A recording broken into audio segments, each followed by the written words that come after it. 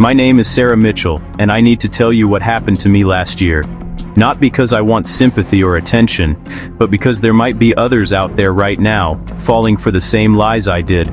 If you're in a relationship that feels too perfect, if your boyfriend seems too good to be true, please listen to my story. Your life might depend on it. It started 6 months ago when I moved to Portland, Oregon for a new job. I was 24, fresh out of a bad breakup, and honestly just trying to focus on my career. I wasn't looking for love. I definitely wasn't looking for him. His name was Ethan Cole, and I met him at a coffee shop on a rainy Tuesday morning. Classic Portland meet cute, right? I was struggling with my laptop, my coffee, and an umbrella all at once when he appeared out of nowhere and caught my laptop before it hit the wet sidewalk. "Careful," he said with this gorgeous smile. "Looks like you've got your hands full." God, he was beautiful, like movie star beautiful. Pale skin that looked almost luminescent, dark hair that fell perfectly across his forehead, and these intense gray eyes that seemed to look right through you. He was tall, maybe 6'2", and dressed in all black despite it being morning. We talked for 2 hours. He was charming, funny, and genuinely interested in everything I said. He worked from home as a software developer, he said. He loved old movies and hiking and trying new restaurants. He was perfect, too perfect, but I was lonely in a new city, and he made me feel seen.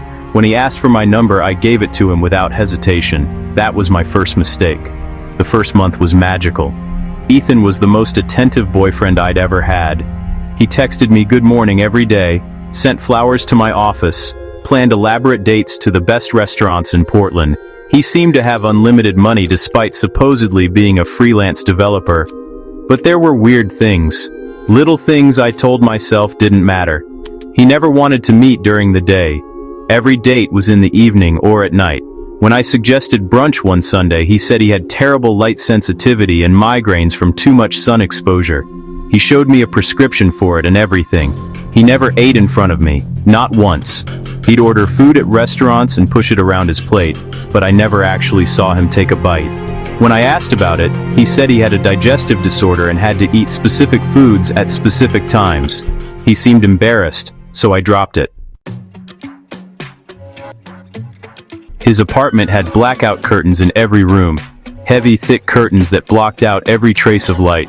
He said it helped with his migraines and his sleep schedule since he worked odd hours. And he was cold. Not emotionally, he was the warmest, most loving boyfriend I'd ever had, but physically cold. His hands, his lips when he kissed me, his skin when we cuddled, always cold, like he'd just come in from the winter air even though we were indoors. Poor circulation, he explained. I've had it since I was young. I believed him. I wanted to believe him, because everything else was so perfect. He listened to me talk about my day, remembered little details I'd mentioned weeks ago, made me feel like the most important person in the world. My best friend Rachel visited from Seattle after 6 weeks. She met Ethan once, and afterward, she pulled me aside. "Sarah, there's something off about him," she said. "I can't put my finger on it, but something's wrong. The way he looks at you, it's intense. Too intense. You're just being overprotective," I said, laughing it off. "You've never seen me this happy." "That's what worries me," she said. "Nobody's that perfect." I didn't listen. I wish to God I had listened. Things started getting strange around the 2-month mark. Ethan became possessive, not in an obvious, controlling way at first. It was subtle. He didn't like when I made plans without him. If I mentioned going out with coworkers, he'd get this hurt look in his eyes and say something like, "I was hoping we could spend tonight together.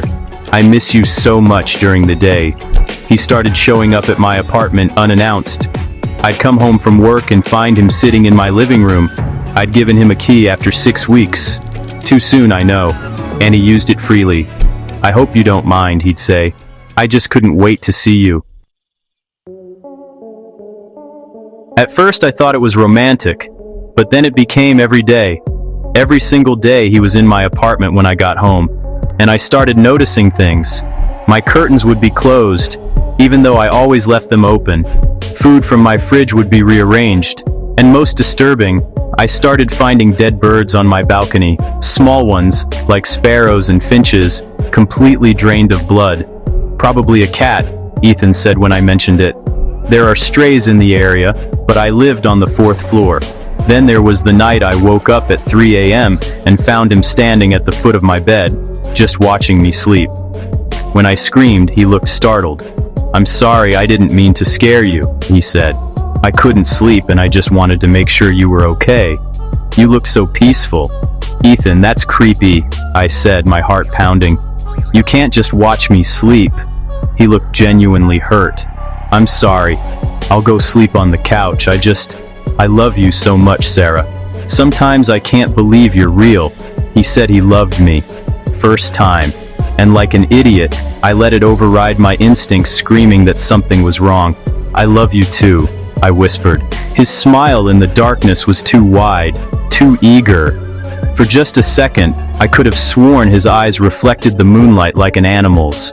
The truth came out 3 weeks later, and it came out in the worst possible way. I came home from work early one day. My boss had sent everyone home due to a power outage. It was 2 p.m., bright afternoon sunshine. I found Ethan's car in the parking lot, which was weird because he never came over during the day. I unlocked my apartment door and immediately knew something was wrong. It was dead silent. The curtains were drawn and every light was off. The apartment was pitch black. "Ethan?" I called out. No answer. I walked toward my bedroom, my hand fumbling for the light switch. That's when I heard it. A wet, tearing sound, like someone eating something raw and messy. My blood went cold. "Ethan?" The eating sound stopped. "Sarah?" His voice came from my bedroom, but it sounded wrong. Thick, like his mouth was full. "You're home early. Don't come in here." But I did. God help me. I turned on the light and walked into my bedroom. Ethan was crouched in the corner, his back to me. My cat, Mr. Whiskers, who I'd had since college, was lying on the floor in front of him, not moving. And there was blood. So much blood. "Ethan, what the fuck?" He turned around, and I saw his face. His mouth was covered in blood. His eyes were completely black, no white visible at all. And his teeth, Jesus Christ, his teeth, long sharp canines extended well past his other teeth, dripping with dark red blood. "I'm sorry," he said, and his voice was wrong, deeper somehow. "I was so hungry and I waited too long. I didn't mean for you to see this." I couldn't move, couldn't scream, couldn't do anything but stare at the monster wearing my boyfriend's face. He stood up slowly, wiping his mouth with the back of his hand. As I watched in horror, his eyes slowly faded back to gray and his fangs retracted into his gums. "What are you?" I finally whispered. "I think you know," he said softly. "I think you've known for a while. You just didn't want to admit it. Vampire." The word felt insane coming out of my mouth. "Vampires aren't real. We're very real, Sarah. And I'm in love with you." He took a step toward me. "I've been in love with you since the moment I saw you. You're different from the others. Special."